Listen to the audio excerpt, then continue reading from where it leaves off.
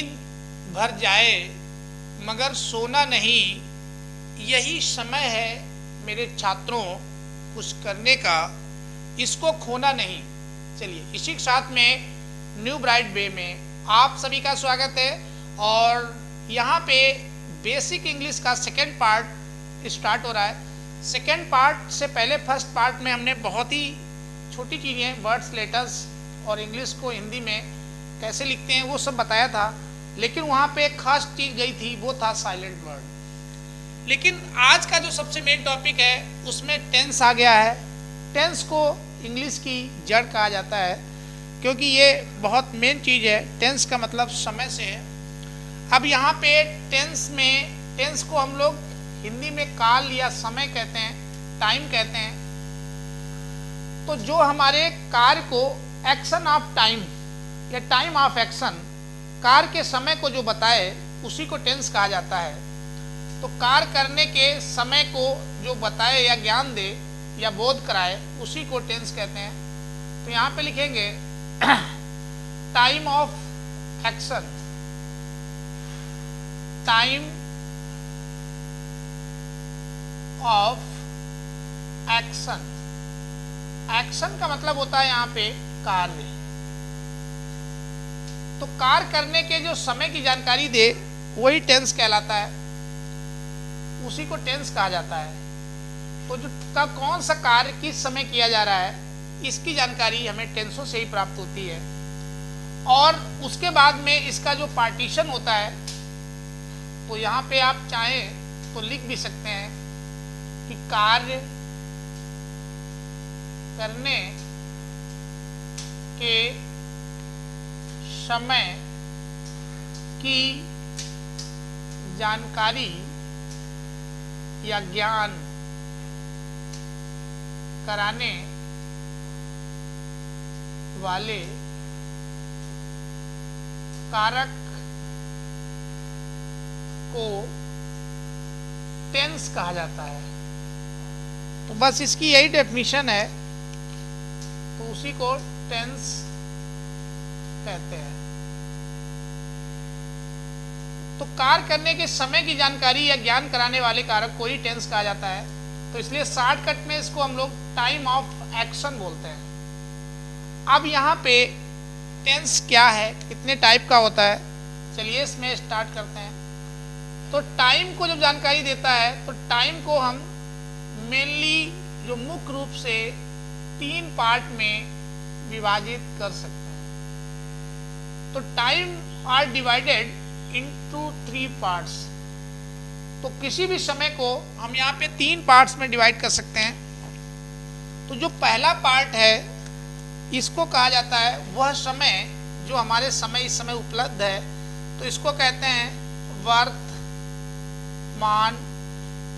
वर्तमान काल, काल का मतलब समय ही होता है। इंग्लिश में इसी को प्रेजेंट टेंस कहा जाता है। इंग्लिश में इसी को हम लोग कहते हैं प्रेजेंट टेंस, प्रेजेंट टेंस। तो जो समय हमारा उपलब्ध होता है, इसी समय होता है, उसी को प्रेजेंट टेंस कहते हैं।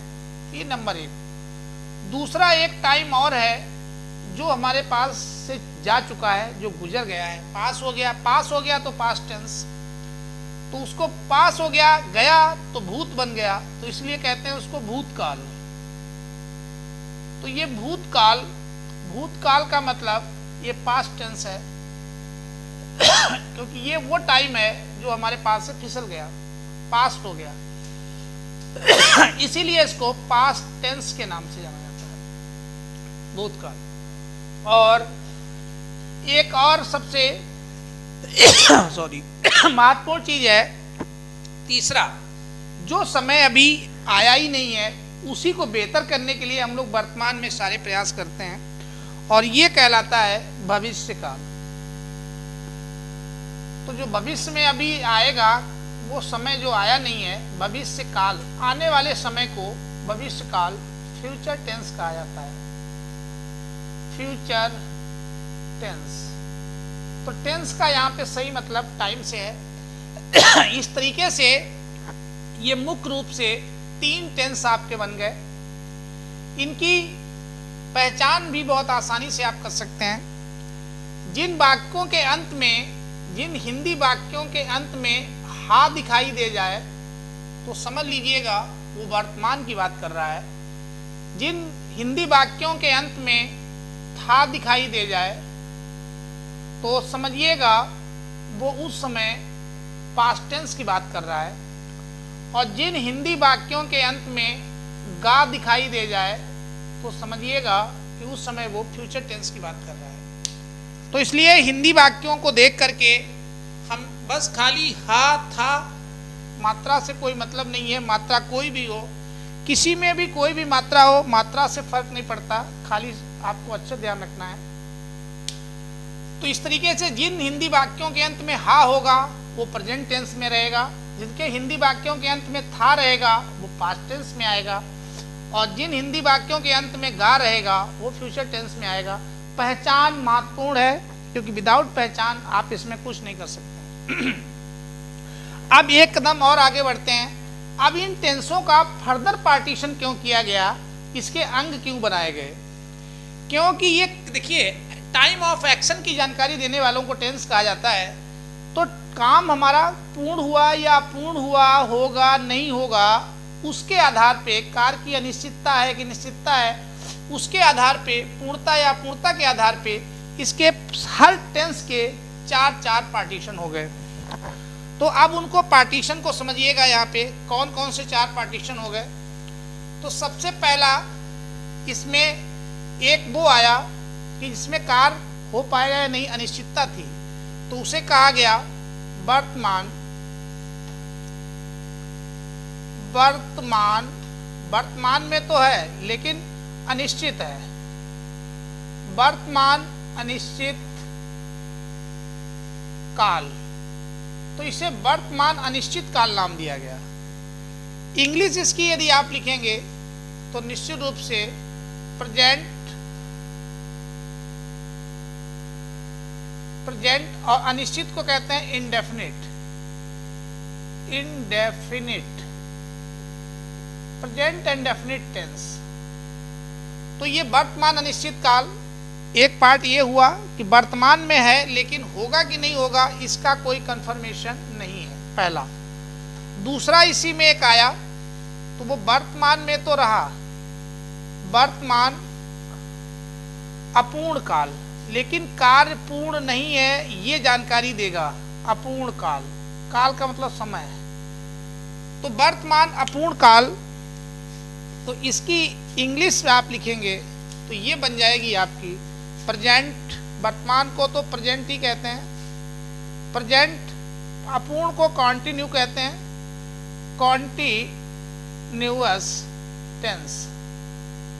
तो ये प्रेजेंट कॉन्टिन्यूअस टेंस में आ जाएगा। और तीसरा पार्ट इसका जो बनाया गया वो भी कार्य को देखते हुए कि कार्य पूर्ण है कि अपूर्ण है।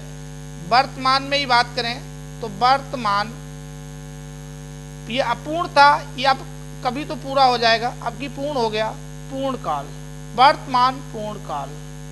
तो कार्य जब कंप्लीट हुआ तो वो वाला समय उसकी जानकारी दे, कार्य को पूरे होने की जानकारी दे, तो वर्तमान पूर्ण काल, इंग्लिश में प्रेजेंट। और पूर्ण को कहते हैं परफेक्ट। तो परफेक्ट, प्रेजेंट परफेक्ट टेंस के नाम से जाना जाता है। और चौथा इसमें एक और बनाया गया, क्योंकि कभी कभी कुछ काम कंप्लीट हो जाता है और कुछ रह जाता है, तो उसके लिए बनाया गया था वर्तमान में ही। तो वर्तमान, इन दोनों को मिला के बनाया गया, अपूर्ण और पूर्ण को। तो वर्तमान पूर्ण, तो कुछ कार्य पूरा हुआ है, अपूर्ण कुछ अधूरा भी पड़ा हुआ है जो चल रहा होगा। वर्तमान पूर्ण अपूर्ण काल, इसी को इंग्लिश में जो नाम दिया गया वो वर्तमान है तो प्रेजेंट। प्रेजेंट पूर्ण को कहते हैं परफेक्ट, परफेक्ट। अपूर्ण को कहते हैं कॉन्टिन्यूअस, कॉन्टिन्यूअस। और काल को कहा जाता है टेंस, काल मतलब समय। तो इस तरीके से इनके 4 पार्टीशन हो गए, आप देख सकते हैं। वर्तमान अनिश्चित काल, प्रेजेंट एंड डेफिनिट टेंस। वर्तमान अपूर्ण काल प्रेजेंट कंटिन्यूअस टेंस, वर्तमान पूर्ण काल प्रेजेंट परफेक्ट टेंस और वर्तमान पूर्ण अपूर्ण काल प्रेजेंट परफेक्ट कंटिन्यूअस टेंस। ऐसे ही सारे टेंसों के चार चार पार्ट बन जाएंगे, क्योंकि हर समय ये पूर्णता और अपूर्णता कार्य की लगी रहेगी। तो कार्य की पूर्णता और अपूर्णता के आधार पर इनका पार्टीशन किया गया, पूर्णता या फिर अपूर्णता। तो कार्य पूर्ण है कि अपूर्ण है, होगा कि नहीं होगा, उसके आधार पर चार पार्ट बनाए गए। ऐसे इसके चार बनेंगे, खाली वर्तमान की जगह भूतकाल लग जाएगा।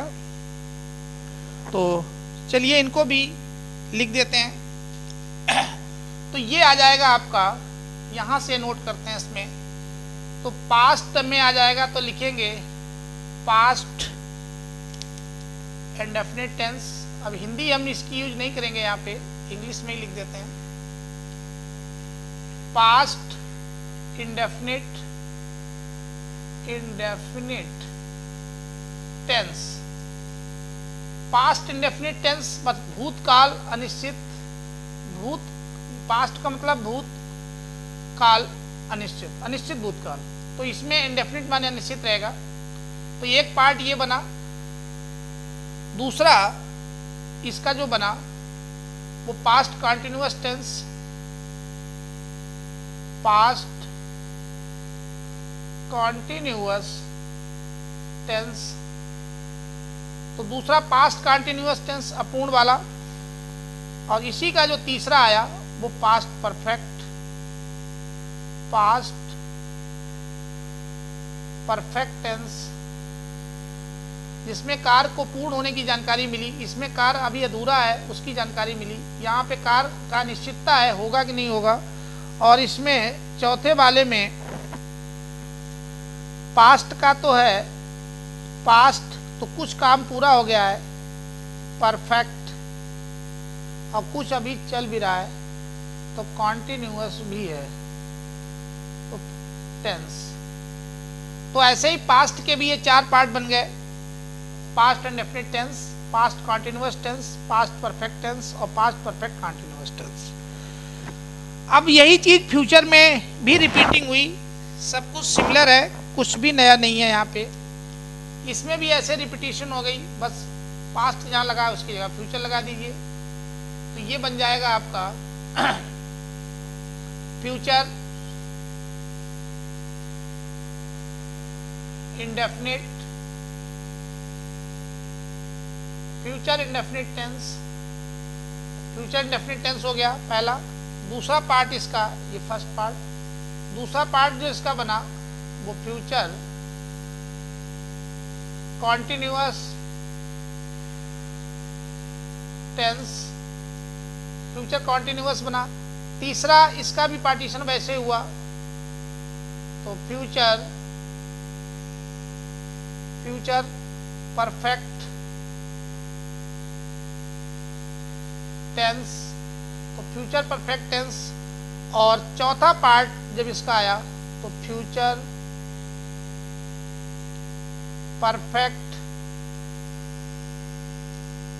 और कॉन्टिन्यूअस टेंस, तो फ्यूचर परफेक्ट कॉन्टिन्यूअस टेंस। तो सबके नोटेशन इस तरीके से ये आपने इसमें देख लिए कि सबके चार चार पार्ट बन गए। हिंदी सबकी बस यही से लगा दोगे, हिंदी ऐसे आ जाएगी। तो ये भूतकाल अनिश्चित काल, भूत अनिश्चित काल है, भूतकाल में अनिश्चितता है इसके काम की। ये भूतकाल का कंटिन्यूटी को दिखाता है, अपूर्णता है काम में। ये कार्य भूतकाल में पूर्ण हो गया है, ये भूतकाल में अभी कुछ काम हुआ, कुछ हो रहा होगा, इस टाइप से। फ्यूचर में वैसे दिखाया गया है। अब इसमें जरूरत पड़ती है कि अब ये कैसे पता करेंगे कि जो कार्य किया जा रहा है वो कार्य करने वाला व्यक्ति एक है या एक से अधिक है, सिंगुलर है या प्लूरल है। इस चीज की जानकारी देने के लिए इसमें हेल्पिंग वर्ब का प्रयोग किया गया।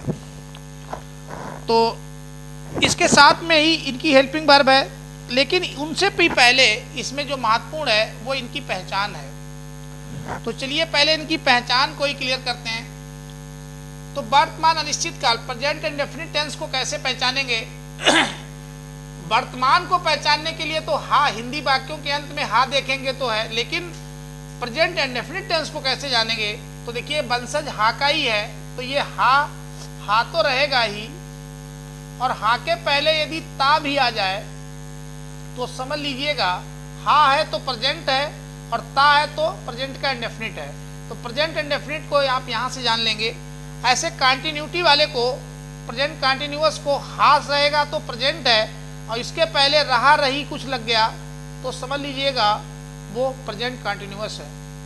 ऐसे ही इसमें आएंगे तो हा है तो प्रेजेंट है, लेकिन उसके पहले कुछ चुका चुकी लग जाए तो समझ लीजिएगा वो प्रेजेंट परफेक्ट है। और यहाँ पे ये रहेगा कि कुछ कार्य हो गया है, कुछ अभी चल रहा है, कि जैसे यहाँ पे समझ लीजिए कि राम 2 घंटे से पढ़ रहा है, राम 2 घंटे, ये 2 घंटे का काम पूरा कर लिया और अभी पढ़ भी रहा है, पढ़ रहा है। तो इस टाइप में हा तो लास्ट में दिखेगा, लेकिन कुछ काम पूरा होना और कुछ अधूरा होने का यहाँ पे आभास होगा। तो कुछ पूरा और कुछ अधूरा होने का जिक्र हो तो समझ लीजिएगा प्रेजेंट में परफेक्ट भी है, कंटिन्यू भी है। तो ये इसकी पहचान है। पहचान बहुत महत्वपूर्ण है, इसलिए पहचान को आपको बहुत दिमाग लगाना है। तो ये रेड वाली जो लाइन हम दे रहे हैं, रेड आपकी पहचान है। कोई भी टेंस को आप कैसे पहचानेंगे, आइडेंटिफाई कैसे करेंगे? तो प्रेजेंट इंडेफिनिट के लिए देखिए हा है तो प्रेजेंट है, ता है तो इंडेफिनिट हो जाएगा। ऐसे ही फिर इसमें आएंगे, हा है तो प्रेजेंट है, रहा रही लगा है तो कंटिन्यूअस हो जाएगा, तो प्रेजेंट का ये कंटिन्यूअस में आ जाएगी पहचान। ये इसकी इंडेफिनिट की है पहचान। और हा है तो प्रेजेंट है, चुका चुकी है तो मात्रा कोई भी हो, मात्रा से हमें दिमाग नहीं लगाना है। और ऐसे कुछ घंटे से काम कर रहा है, कुछ कर लिया है, तो इस टाइप से आएगा तो वो प्रेजेंट परफेक्ट कंटिन्यूअस हो जाएगा। ऐसे ही अब आप आएंगे इधर प्रेजेंट इंडेफिनिट में, तो इसकी पहचान भी वैसे ही करेंगे। था है तो पास्ट है, था लगा होगा लास्ट में तो पास्ट हो जाएगा, लेकिन इसके पहले ताती आ जाए कुछ तो ये इंडेफिनिट हो जाएगा। लेकिन इसकी पहचान केवल इतने से हो नहीं पाती है, इसलिए इसमें एक विशेष चीज ध्यान रखें, आ, ई, ए, ओ, इसी से इसको आप कर पाएंगे। यदि ये खुद आ जाए या फिर ये अपनी मात्रा भेज दे, चाहे ये खुद आए या फिर ये अपनी मात्रा दे दें, तो ये अक्षर खुद आएंगे या फिर अपनी मात्रा भेजेंगे, तो आईओ भी इसमें ज़्यादा काम करेगा ये पहचानने के लिए कि प्रेजेंट इंडेफिनिट को आप कैसे पहचानेंगे। निश्चित रूप से प्रेजेंट इंडेफिनिट की पहचान इसी से हो पाएगी। तो या तो ये आईओ हिंदी वाक्यों के अंत में आ जाए या अपनी मात्रा दे दें। कॉन्टिन्यूअस वाले में जब जाओगे तो कॉन्टिन्यूअस वालों में आपको क्या करना है, हिंदी वाक्यों के अंत में था दिख जाए तो समझ लीजिएगा पास्ट है, और उसके पहले रहा रही दिख जाए तो समझ लीजिएगा पास्ट का कंटिन्यूअस है। ऐसे ही परफेक्ट के लिए था दिख जाए तो समझिएगा कि पास्ट है, और था के पहले चुका चुकी लगा होगा तो परफेक्ट को दिखाएगा। था है तो पास्ट है, चुका चुकी कुछ लिखा हुआ है तो परफेक्ट है। तो इस तरीके से पास्ट परफेक्ट को पहचान लेंगे। कंटिन्यूअस में फिर वही नौटंकी है, लास्ट में था तो होगा लेकिन कुछ काम हो गया होगा, कुछ हो रहा होगा, कुछ हो चुका होगा, कुछ हो चुका होगा और कुछ हो रहा होगा। तो हो रहा होगा भी और हो चुका भी होगा, तो यहाँ पे पूर्ण का बोध कराएगा। ऐसे फ्यूचर में जब आओगे तो लास्ट में गा है, तो गा से पहचान है फ्यूचर की, और उसके पहले तात ही आ जाएगा तो समझ लीजिएगा इंडेफिनिट है। ऐसे फ्यूचर कंटिन्यूअस में जाओगे, लास्ट में गा रहेगा तो फ्यूचर है, रहा रही कुछ लग जाए तो समझ लीजिएगा फ्यूचर का कंटिन्यूअस है। ऐसे फ्यूचर परफेक्ट में आओगे, गा है तो फ्यूचर है, और उसके पहले यदि चुका चुकी कुछ मिल जाए तो फ्यूचर परफेक्ट हो जाएगा, कोई दिक्कत नहीं है। ऐसे यहाँ पे भविष्य में कुछ काम हो गया होगा, कुछ हो रहा होगा, कि राम 4 घंटे से खा रहा, कुछ हो गया होगा, कुछ हो रहा होगा, तो इस टाइप से मेंशन करेगा। तो ये इनकी पहचाने हैं जिसको आप आसानी से पहचान सकते हैं। एक बार फिर आप मेरे साथ कोशिश करें, हम एक बार इस पूरे चार्ट को फर्दर बहुत कम शब्द में बताने की कोशिश कर रहे हैं। इतना ही समझिए, इतने से ही आपका क्लियर होना है। टेंस का मतलब होता है काल, समय या टाइम। तो टेंस का मतलब समय है। समय को हम 3 भागों में बांट सकते हैं। परिभाषा अलग लिखी हुई है, टाइम ऑफ एक्शन, और उसमें पूर्णता को। तो कार्य करने की समय की जानकारी दे वही टेंस है। तो 3 प्रकार के समय है हमारे पास। एक वर्तमान जो समय हमारे पास है, एक जो समय हमारे पास से गुजर गया, भूतकाल हो गया, एक आएगा भविष्य काल हो जाएगा। तो प्रेजेंट मतलब वर्तमान में है। अब इसके 4 पार्टीशन बन जाते हैं सबके। इसके भी 4 पार्टीशन हुए, इसके भी 4 पार्टीशन हुए, और इसके भी 4 पार्टीशन हुए। क्यों हुए? क्योंकि कार्य की जब अनिश्चितता हो, काम होगा कि नहीं होगा, तो वहाँ इंडेफिनिट हो जाता है, प्रेजेंट इंडेफिनिट टेंस।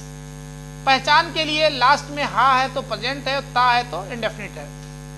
ऐसे वर्तमान अपूर्ण काल में हा है तो प्रेजेंट है, क्योंकि हा की लाइन ये चलती रहेगी, और हा रही लगा हो तो वो प्रेजेंट कंटिन्यूअस हो जाएगा। हा है तो प्रेजेंट है, लास्ट में उसके पहले चुका चुकी मिल जाए तो समझ लीजिएगा प्रेजेंट परफेक्ट है। और कुछ काम हो गया, कुछ हो रहा है, तो वो प्रेजेंट परफेक्ट कंटिन्यूअस को दिखाएगा। ये वाला इन दोनों को मिला के बनाया गया है। पास्ट, जब पास्ट टेंस में आओगे आप, भूतकाल वाले में आओगे, तो इसकी पहचान इसकी सबसे टेढ़ी है। पास्ट इंडेफिनिट को पहचानना सबसे मुश्किल है। और साथ में ये चीज भी ध्यान रखें कि दुनिया में जितने टेंस यूज किए जाते हैं 90% हमारा यही यूज होता है। जितनी भी कहानी, कविताएं या जो भी हम बातें करते हैं, 90% हमारा पास्ट ही रहता है। 5% केवल आपका ये प्रेजेंट, 5% में प्रेजेंट टेंस, और 5% में आपका फ्यूचर टेंस का प्रयोग किया जाता है। जितनी इंग्लिश दिखती है, बोली जाती है, तो इसलिए ये ज़्यादा महत्वपूर्ण है। और इसमें भी इंडेफिनिट सबसे ज़्यादा रहता है। इस 90% में भी मैक्सिमम इंडेफिनिट है, तो इसलिए इसकी पहचान टेढ़ी है थोड़ी। तो इसको था है तो पास्ट है, ता है तो इंडेफिनिट है। लेकिन इतने से जब क्लियर ना हो तो आईओ एक कंडीशन है, या तो हिंदी वाक्यों के अंत में आ या बड़ी ए ओ खुद आ जाए, या अपनी मात्रा भेज दें, तो समझ लीजिएगा वो इंडेफिनिट है।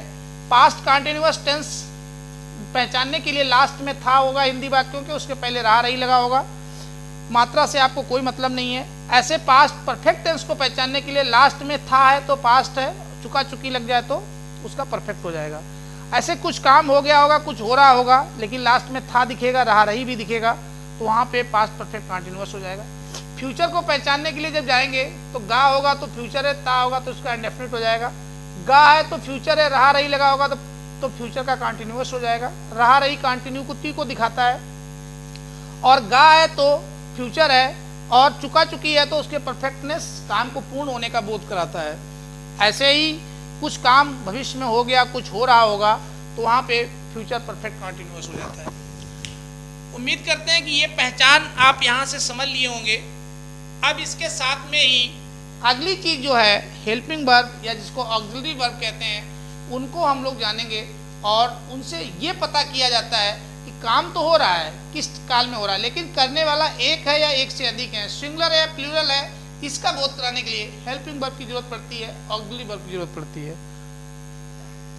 तो टेंस में हम लोगों ने ये समझ लिया कि समय को कितने पार्ट्स में डिवाइड किया जा सकता है। तो समय, कोई भी कार्य की जानकारी देने वाले टाइम को ही टेंस कहा जाता है।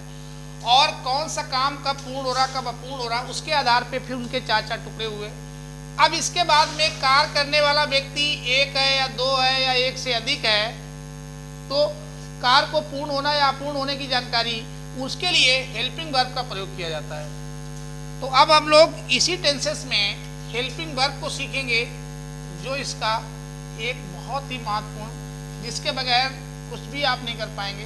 पहचान तो आपके पास पहुंच गई, लेकिन अब हेल्पिंग वर्ब जिसको हम ऑक्सिलरी वर्ब के नाम से भी जानते हैं। तो देखिए, सबसे पहला अभी हमने बताया था कि सबसे पहला जो हमारा था वो वर्तमान काल था। वर्तमान काल, जिसको इंग्लिश में प्रेजेंट टेंस कहते हैं। अब इसको प्रेजेंट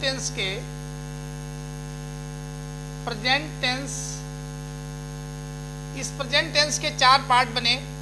वो चारों पार्ट अब आपको लिखते हैं यहाँ पे। पहला हमारा जो बना वो क्या था? पहला जो बना वो प्रेजेंट इंडेफिनिट टेंस बना, प्रेजेंट इंडेफिनिट टेंस। दूसरा जो पार्ट आया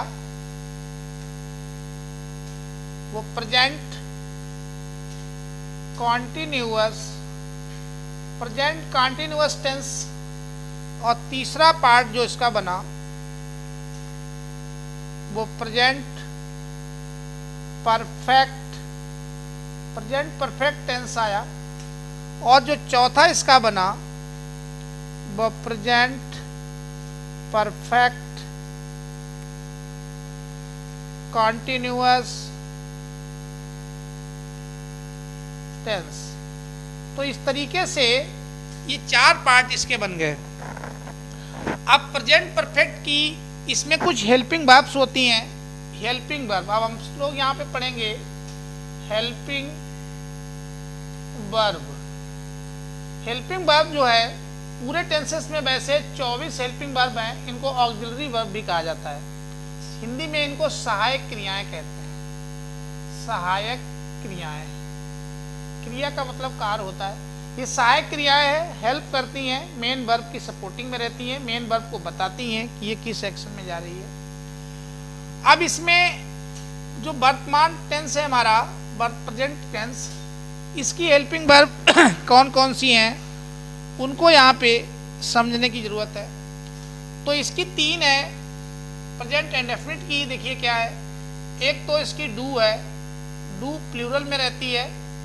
हम सोचते हैं सिंगुलर हम पहले लिख दें और प्लूरल बाद में लिखें, तो सबकी सिंगुलर पहले लिखते हैं। तो सिंगुलर में इसकी डज है, डज, और प्लूरल में इसकी डू है।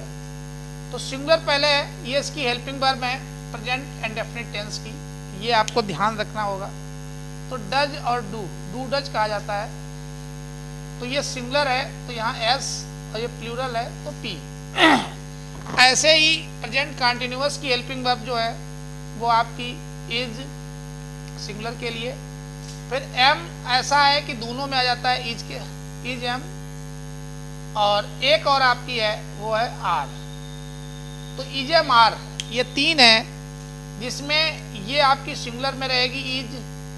जब सब्जेक्ट आपका काम करने वाला अकेला होगा उस समय आप इज का प्रयोग करेंगे, तो ये सिंगुलर के लिए है। ये प्लूरल के लिए है, जब काम करने वाला एक से ज़्यादा होगा तो ये प्लूरल। और ये दोनों में आ जाता है।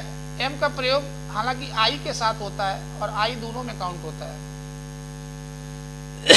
ऐसे ही प्रेजेंट परफेक्ट टेंस के लिए जब जाओगे तो प्रेजेंट परफेक्ट में दो मिलेंगी आपकी। हम पहले सिंगुलर लिख रहे हैं हैज़, फिर आपको मिलेगा हैव। तो हैज, हैव दो हेल्पिंग वर्ब है इसकी। ये आपकी सिंगुलर में रहेगी और ये प्लूरल में रहेगी। उसके बाद प्रेजेंट परफेक्ट में जाओगे, इसमें सब में बीन बचती है, बीन शब्द लगता है। तो हैज बीन सिंगुलर के लिए, और हैव बीन जो है वो प्लूरल के लिए। तो हैज बीन का प्रयोग यहाँ पे रहता है, ये इतना। तो ये आपका सिंगुलर में और ये प्लूरल में, क्योंकि हैज सिंगुलर के लिए है और हैव प्लूरल के लिए। तो ये इनकी हेल्पिंग वर्ब्स हो जाएंगी। प्रेजेंट की सारी हेल्पिंग वर्ब्स मैंने लिख दी हैं। अब उसके बाद इसी केस में आगे बढ़ोगे और पास्ट के लिए चलते हैं। चलो भाई, पास्ट के लिए भी पढ़ लिया जाए। तो पास्ट इंडेफिनिट, जिसको तुम लोग भूतकाल कहते हो, और इंग्लिश में अंग्रेज इसी को पास्ट इंडेफिनिट बोलते हैं। इंडेफिनिट, इसी को पास्ट इंडेफिनिट बोला जाता है। अब इसमें पास्ट इंडेफिनिट के भी चार पार्टीशन है। चारों को आप नॉमिनेट करेंगे, लेकिन हम यहाँ पे शॉर्टकट में इसको लिखेंगे। देखिए, एक तो पास्ट तो पूरा लिख देंगे। इंडेफिनिट के लिए खाली आई बनाएंगे, सिंगल आई कैपिटल बना देते हैं। पास्ट इंडेफिनिट और टेंस के लिए टी बनाएंगे, पास्ट इंडेफिनिट टेंस। तो PIT लिख दिया है मैंने यहाँ पे, या तो ये वाली आई आप समझें तो इसी को कर दें। तो पास्ट इंडेफिनिट टेंस। ऐसे फिर इसमें जब आएंगे तो पास्ट तो पूरा लिखेंगे, पास्ट, फिर कॉन्टिन्यूअस। कॉन्टिन्यूअस को हम लोग कॉन्टी बस यहाँ तक करेंगे, कॉन्टिन्यूअस, और टेंस को टी बना देंगे, पास्ट कॉन्टिन्यूअस टेंस। उसके बाद पास्ट परफेक्ट, तो पास्ट को पूरा लिख रहे हैं, पास्ट परफेक्ट और टेंस के लिए केवल टी, तो थोड़ा शार्ट में लिख रहा हूँ इसको। और नीचे जो ये लाइन आएगी ये आपकी पास्ट परफेक्ट में पी बनेगा, कॉन्टिन्यूअस टेंस में टी। चलिए, तो पास्ट परफेक्ट कॉन्टिन्यूअस, इस तरीके से इनको हमने शॉर्ट नोटेशन किया है। अब इसकी हेल्पिंग वर्ब्स क्या होंगी ये हमें सीखना है। इनकी हेल्पिंग वर्ब्स को यहाँ पे हमें जोर है कि हेल्पिंग वर्ब्स किसकी क्या है। तो पास्ट इंडेफिनिट में सबसे कम हेल्पिंग वर्ब होती है, इसलिए ये खुशी की बात है।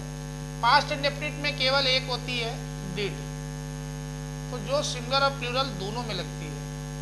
तो डिड सिंगुलर और प्लूरल दोनों में जाएगी, इसलिए यहाँ पे कोनो टेंशन नहीं है, सिंगुलर में भी प्लूरल में भी। तो इसका प्रयोग हम दोनों में ही करते हैं। उसके बाद पास्ट कॉन्टिन्यूअस टेंस की जो हेल्पिंग वर्ब होती हैं वो दो हैं। कौन कौन सी हैं ये देखो, एक तो है आपकी वाज और दूसरी होती है वेयर। तो वाज वेयर का प्रयोग किया जाता है यहाँ पे। पहली हमने कहा हम हमेशा सिंगुलर लिख रहे हैं, तो ये हमारी सिंगुलर एक वचन कर्ता के साथ और ये बहुवचन कर्ता के साथ। उसके बाद पास्ट परफेक्ट टेंस में आएंगे, इसकी फिर एक ही है और वो है हैड। तो एक ही है हैड, जब एक ही है तो सिंगुलर में भी रहेगी और प्लूरल में भी रहेगी। तो ये सिंगुलर के साथ भी प्लूरल के साथ भी। तो सब्जेक्ट हमारा चाहे सिंगुलर हो या प्लूरल। इसमें केवल बीन शब्द बढ़ता है, तो यही वाला उठा के बस बीन बढ़ा दीजिए, हैड बीन। इसमें सब में बीन बजती रहती है, तो हैड बीन का प्रयोग करते हैं। तो ये भी सिंगुलर प्लूरल दोनों के साथ जाएगा, ये भी दोनों के साथ जाएगा, सिंगुलर के साथ भी प्लूरल के साथ भी। तो इस तरीके से इनकी हेल्पिंग वर्ब्स को आपको जानना पड़ता है। अब लास्ट में एक और बचा हुआ है, फ्यूचर। तो ये है हमारा भविष्य काल। तो भविष्य काल जिसको आप फ्यूचर टेंस कहते हो, फ्यूचर टेंस। चलिए, फ्यूचर टेंस के भी 4 पार्टीशन है, इसको भी शॉर्टकट में लिखेंगे। अब इसके शॉर्टकट का तरीका ये है कि देखिए, एक तो फ्यूचर, ठीक, फ्यूचर इंडेफिनिट टेंस। तो फ्यूचर इंडेफिनिट टेंस, फिर उसके बाद में फ्यूचर, ये खाली बना दे रहे हैं, continuous tense, future continuous tense. फिर एक आपका है फ्यूचर परफेक्ट,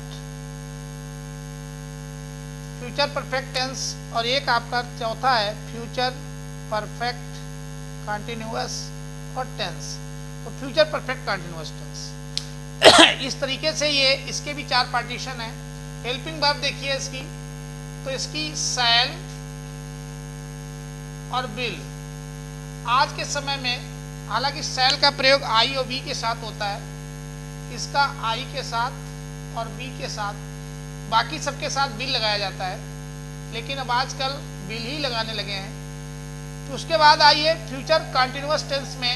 तो फ्यूचर कॉन्टिन्यूअस टेंस में शैल बी या विल बी का प्रयोग किया जाता है, शैल बी या फिर विल बी। तो शैल बी या विल बी का प्रयोग करते हैं।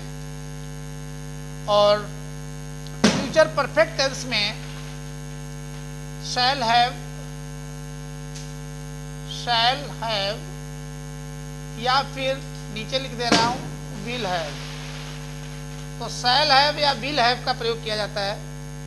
तो यहां से ये दूसरा है नीचे, शैल हैव या विल हैव। उसके बाद फ्यूचर परफेक्ट के बाद कंटिन्यूअस में shall have been, will have been, shall have been, इसमें सब में बीन लगता है। फिर will have been, will have been. तो shall have been, will have been, इस तरीके से हेल्पिंग वर्ब को आप सभी को लिख सकते हैं। फ्यूचर में आपको टेंशन नहीं है, क्योंकि फ्यूचर में अब शैल हट गया है, चाहो तो सबके साथ आप बिल लगा सकते हैं, क्योंकि बिल का प्रयोग अधिकतम जो एडवांस इंग्लिश है उसमें बिल का ही प्रयोग हो रहा है। तो इस तरीके से हमने इनको हेल्पिंग वर्ब्स, ये सारी सहायक क्रियाएं जिन्हें ऑक्सिलरी वर्ब भी कहा जाता है, जिन्हें ऑक्सिलरी वर्ब के नाम से भी जाना जाता है, तो ये इनको यहाँ पे कर लिया। अब आगे हम लोग बढ़ते हैं और ये समझते हैं कि कौन सा अब मेन वर्ब, और मेन वर्ब क्योंकि ये तो सहायक है, हेल्पिंग वर्ब है। अब मेन वर्ब की बात करते हैं कि किस टेंस में कौन सी वर्ब का प्रयोग किया जाएगा मेन वर्ब की।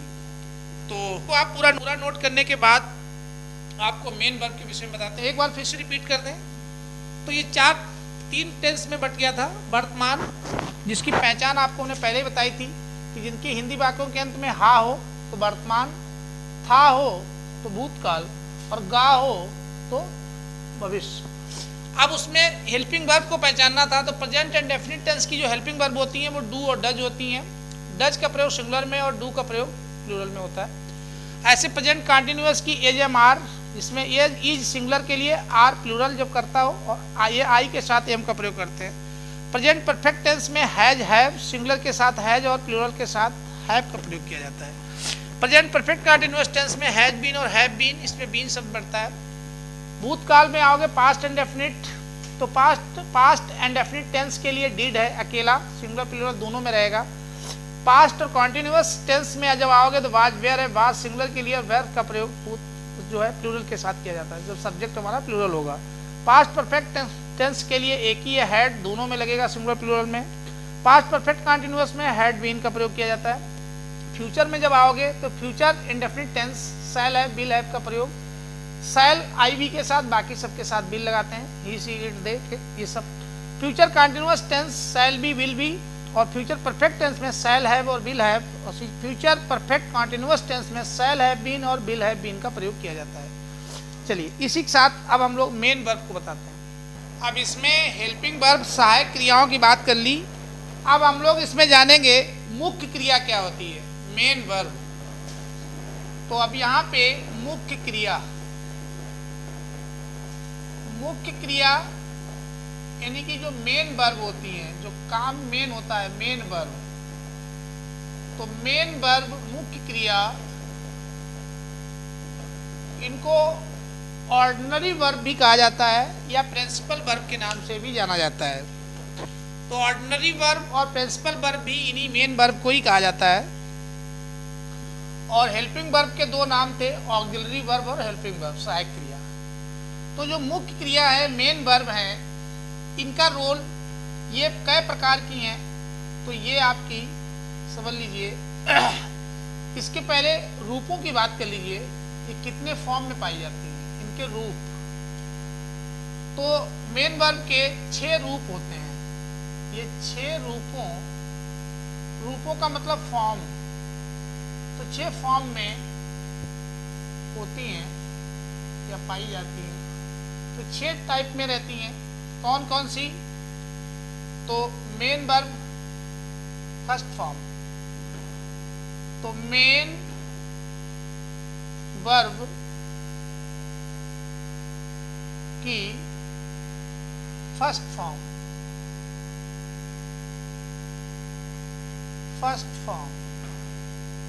तो first form of main verb. तो मेन वर्ब की फर्स्ट फॉर्म, इसको हम लोग शॉर्टकट में एम और बी, एम बी बना करके इसके ऊपर ऐसे लगा देते हैं फर्स्ट। तो ये क्रिया मेन वर्ब है, ये मूल रूप में होती है, मूल रूप में। तो जो दिया रहता है, तो इसको इन बेसिक, जो इसका बेसिक फॉर्म है वो फर्स्ट वाला ही है, बेसिक फॉर्म। इसी को बेसिक फॉर्म भी कहते हैं। तो ये मूल रूप में रहती है। उसके बाद मेन वर्ब की, यहाँ पे ये तो यही रिपीट होगा, मेन वर्ब की सेकेंड फॉर्म। तो सेकेंड फॉर्म के लिए हम लोग यहाँ पे एम बी सेकेंड लिखेंगे ऐसे। तो सेकेंड फॉर्म जो है ये इसकी एक आएगी, और फिर एक और आती है मेन वर्ब की third form, THIRD, third form. तो थर्ड फॉर्म इसकी एक बनेगी। तो मेन वर्ब की third form M B third, और एक इसी में बनती है मेन वर्ब की फोर्थ फॉर्म। तो फोर्थ फॉर्म को हम लोग एम बी, चाहो तो फोर्थ लिख लीजिए ऐसे, तो ये फोर्थ फॉर्म में आती है। फोर्थ फॉर्म कैसे बनती है ये आपको सीखना है यहाँ पे। तो मेन वर्ब की जो फर्स्ट फॉर्म थी उसी में आपका जो है एस या ईएस लग के बनती है। तो एस या ईएस लगा करके फोर्थ फॉर्म तैयार की जाती है। फिर उसके बाद में इसका जो पांचवा है, first form, third form, fourth और फिफ्थ फॉर्म। तो इसका जो फिफ्थ फॉर्म है मेन वर्ब का, तो मेन वर्ब का जो फिफ्थ फॉर्म आता है वो आपका M B fifth.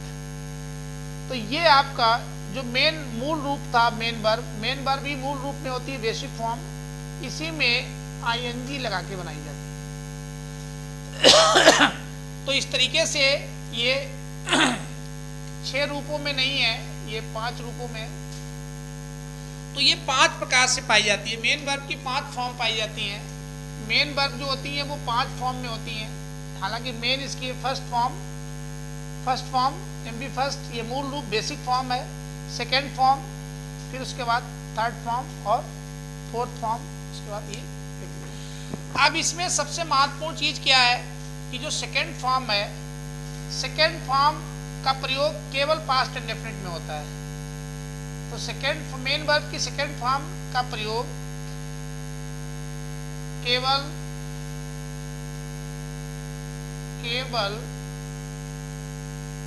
Past indefinite tense में, पास्ट इंडेफिनिट टेंस में होता है। तो इसका प्रयोग केवल पास्ट इंडेफिनिट टेंस में होता है, ये ध्यान रखिएगा। तो second form past indefinite tense, इसको पूरा हम लिखे दे रहे हैं। तो जो मेन वर्ब की जो सेकेंड फॉर्म है उसका प्रयोग पास्ट इंडेफिनिट टेंस में किया जाता है, इसके अलावा इसका कहीं नहीं होता है। तो सेकेंड फॉर्म पास्ट इंडेफिनिट के लिए हो गई। थर्ड फॉर्म देखिए, मेन वर्ब की जो थर्ड फॉर्म है ये 3 जगह होती है। कौन कौन से हैं? प्योर परफेक्ट में, प्योर परफेक्ट 3 है। एक है आपका प्रेजेंट परफेक्ट टेंस में, तो एक तो प्रेजेंट परफेक्ट टेंस में लगाएंगे, दूसरा पास्ट परफेक्ट टेंस में इसका प्रयोग करेंगे, और एक फ्यूचर परफेक्ट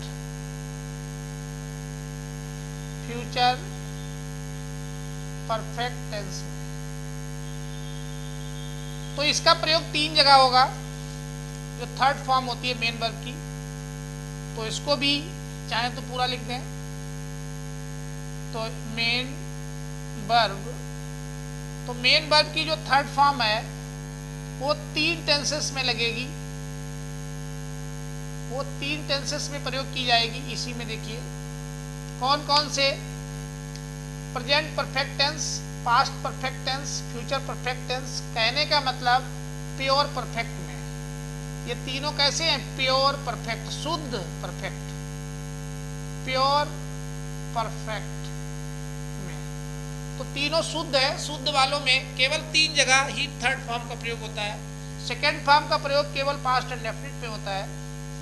अब उसके बाद में जो बच गए वो सब फर्स्ट फॉर्म लगेगी। बाकी अन्य सभी टेंसों में नोट कर लीजिए, जो ये बच गए अन्य, यहां पे नोट में डाल लीजिए, नोट अन्य सभी टेंस में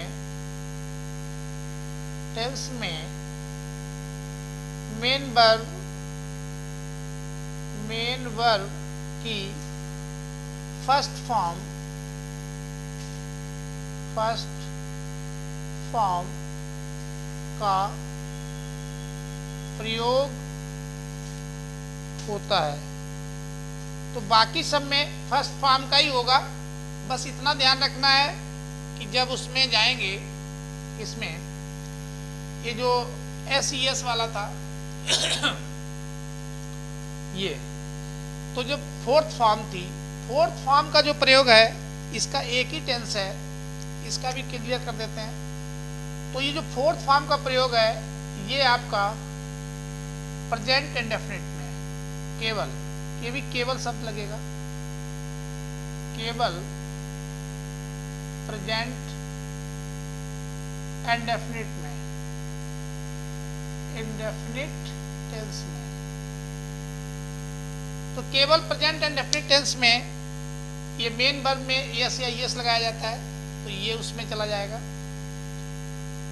तो प्रेजेंट इंडेफिनिट टेंस में ही ये यस या यस लग के फोर्थ फॉर्म जो है केवल प्रेजेंट इंडेफिनिट में जाएगी। और जितने कंटिन्यूअस है उसमें ये फिफ्थ फॉर्म रहती है, सभी कंटिन्यूअस में।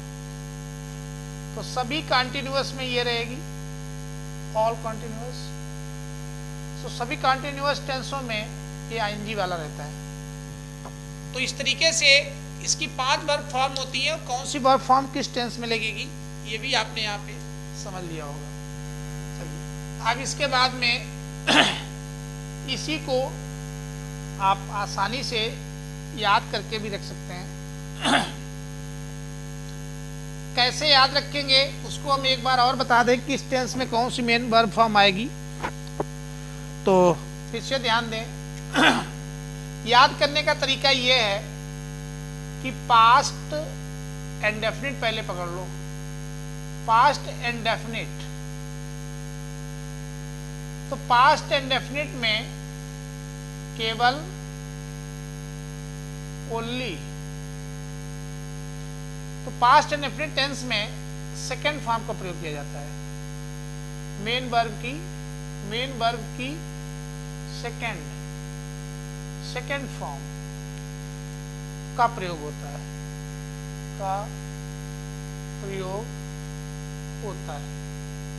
तो सेकेंड फॉर्म केवल पास्ट इंडेफिनिट टेंस में लगती है, ये ध्यान रखना है। उसके बाद थर्ड फॉर्म कहाँ लगती है,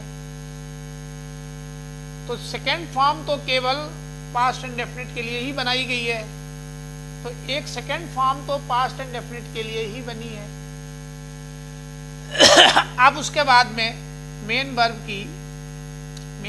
की जो थर्ड फॉर्म है, जो ये थर्ड फॉर्म है, ये 3 टेंसेस के लिए बनाई गई है। एक आपका प्रेजेंट परफेक्ट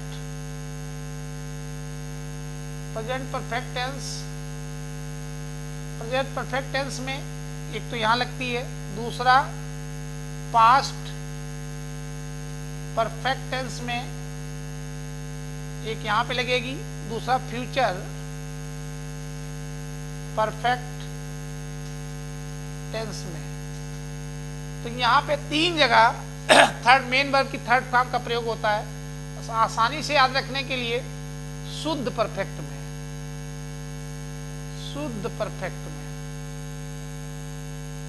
तो शुद्ध परफेक्ट टेंस में, तो शुद्ध परफेक्ट टेंस में ही थर्ड लगाएंगे आप। अब इसमें तो सेकंड हो गई, थर्ड हो गई, अब जो बची है मेन वर्ब की फर्स्ट फॉर्म या फोर्थ ले लीजिए, मेन वर्ब की फोर्थ फॉर्म। तो फोर्थ फॉर्म जो है मेन वर्ब की जो फोर्थ वाली है, तो ये फोर्थ फॉर्म जो है केवल, ये भी एक ही जगह है, केवल प्रेजेंट इंडेफिनिट में, प्रेजेंट इंडेफिनिट टेंस में। तो इसी में यस या यस बढ़ाया जाता है, तो ये किए हो जाएगा और कहीं जाना ही नहीं है। अब कौन सी बची है, थर्ड हो गई, फोर्थ हो गई, सेकंड हो गई। अब मेन वर्ब की फर्स्ट फिफ्थ फॉर्म भी तो मेन वर्ब की फिफ्थ फॉर्म, पांचवी, फिर फिफ्थ फॉर्म जो है ये सभी कॉन्टिन्यूअस में, सभी कॉन्टिन्यूअस टेंस में। टोटल ये 6 है, सभी कॉन्टिन्यूअस 6 हैं। 6 के नाम चाहो तो यहाँ पे हम लाओ लिख दे, देखिए कौन कौन से हैं। पहला तो आपका है present continuous, present continuous tense इसमें। फिर उसके बाद में past continuous tense, past continuous tense में। फिर future, future continuous tense, future continuous tense में। और फिर उसके बाद में प्रेजेंट परफेक्ट कॉन्टिन्यूअस टेंस में। फिर उसके बाद पास्ट परफेक्ट कॉन्टिन्यूअस टेंस में। और एक future, future perfect continuous tense में। तो इसलिए 6 जगह लगती है, इसलिए इसको आपको जो फोर्थ फॉर्म है जिसमें आईएनजी बढ़ता है, जो मेन बेस फॉर्म आएगी एमबी प्लस उसमें आईएनजी वाला, तो ये इसमें 6 जगह लगेगी। और जो ये फोर्थ फॉर्म है मेन जो बेस फॉर्म आएगी उसमें ईएस या ईएस वाली है। तो ईएस या ईएस वाली ये केवल एक ही जगह है, ये प्रेजेंट इंडेफिनिट में ही है। अब बाकी जो बेस फॉर्म बच गई वो आप अपनी जरूरत के अनुसार लगा लेंगे। तो ये मेन है, इतना और ध्यान रखना है। चलिए, तो इस तरीके से इन वर्ब फॉर्म को कौन कहाँ पे लगेगी वो भी आपने समझ लिया। अब इसी के साथ में आपको बता देते हैं कि ये पर्सन क्या होते हैं, फिर इसके टॉपिक को समाप्त करते हैं। चलिए अब चलते हैं पर्सन की ओर, क्योंकि उनके बगैर भी इन टेंसों में आप कुछ नहीं कर पाएंगे। उसकी तो हमें स्टार्टिंग से ही ज़रूरत है। ये सब्जेक्ट के अनुसार ही सिंगुलर वर्ब जो हेल्पिंग वर्ब थी उनका प्रयोग करते हैं। अब यहाँ पे हम आपको टेंस से रिलेटेड ही पर्सन बताते हैं क्या होते हैं। अब इसको हटा देते हैं और पर्सन शब्द यूज करते हैं। हालांकि ये प्रोनाउन का पार्ट है, लेकिन यहाँ पे ही हम आपको क्लियर करेंगे पर्सन। तो पर्सन का मतलब होता है पुरुष, और ये पुरुष जो हैं वो में मुख्य रूप से वो 3 प्रकार के भागों में विभाजित है। ये 3 इंग्लिश में आपके पाए जाते हैं, ऐसे लिख लीजिए। अब इसमें प्रथम फर्स्ट पर्सन जिसको कहते हैं, हिंदी भी लिख लो प्रथम पुरुष, और प्रथम पुरुष को ही उत्तम पुरुष भी कहा जाता है, उत्तम पुरुष। तो ये आपके फर्स्ट पर्सन है। तो फर्स्ट पर्सन, फर्स्ट पर्सन, तो फर्स्ट पर्सन कभी प्लूरल रहता है। तो ये दोनों में है, लेकिन ये बहुवचन में ही रहेगा, तो बहुवचन प्लूरल फॉर्म में ही रहेगा। तो बी हमारा बहुवचन में ही रहेगा। आई ये सब सिंगुलर है, आई हमारा देखिए आई सी ये सब यहाँ से लगा करके यहाँ तक ये पूरा, तो ये इतना पूरा पार्ट केवल इसमें इसको छोड़ दो तो फिर ये वाला भी, तो ये सारे के सारे सिंगुलर ही हैं। तो सिंगुलर सब्जेक्ट केवल इसमें दे जो है ये प्लूरल है। तो इस तरीके से हम सब्जेक्ट को भी यहाँ से पहचान लेंगे और उसी हिसाब से उसमें हेल्पिंग वर्ब का प्रयोग करेंगे। जैसे जब आई आएगा आई के साथ तो यम आता है, लेकिन बी के साथ में प्रेजेंट होगा तो आर, पास्ट होगा तो वेयर, और फ्यूचर होगा तो उसमें विल का प्रयोग करेंगे, शैल का। चलिए अब इसके साथ में इसको समाप्त करते हैं और नेक्स्ट वाले में आपको इसका ट्रांसलेशन पार्ट बताएंगे। और एक चीज़ और ध्यान रखिएगा कि प्रत्येक नाउन के साथ आर्टिकल अवश्य आता है। तो आर्टिकल को भी यहाँ पे पर्सन के बाद हम आपको बता देते हैं, फटाफट 2 मिनट का काम है कि ये आर्टिकल क्या है। हालांकि हमने पहले वीडियो में आपको बताया था, लेकिन फिर एक बार इसको पुनः रिवाइज कर देते हैं। तो आर्टिकल, आर्टिकल में 2 ही हैं सही से देखा जाए, एक ए और एक एन। तो ए का प्रयोग जो है, एन का प्रयोग स्वरों के साथ करते हैं, लेकिन हिंदी स्वर होने चाहिए। हिंदी वाले स्वर वही जो 11 हैं। कौन कौन से?